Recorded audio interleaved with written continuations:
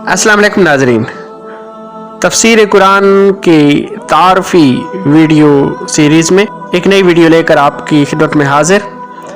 आज हमारी वीडियो का उन्वान है तफसीर अयाशी।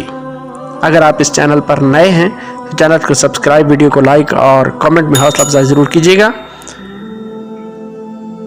मोहम्मद बिन मसूद अयाशी अस्सलमी समरकंदी, जो अयाशी के नाम से मारूफ हैं, उनकी वफ़ात 320 हिजरी में हुई और ये शेख मोहम्मद बिन याकूब कुलैनी के हम असर हैं।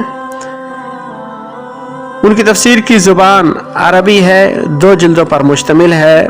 तफसीर कुम्मी और तफसीर फुरात कूफ़ी की तरह इस तफसीर की रविश भी क्या है, रवाई है।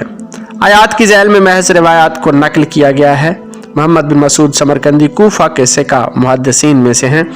रिजाल कशी के मुअल्लिफ उनके शागिर्दों में से हैं। ये तफसीर सूरह हमद से सूरह कहफ तक की तफसीर है, जिसमें 2700 रिवायात नकल की गई हैं। बाकी हिस्सा इस तफसीर का वो ज़माने की दस्तबुर्द से महफूज न रह सका और वो अब नापैद है।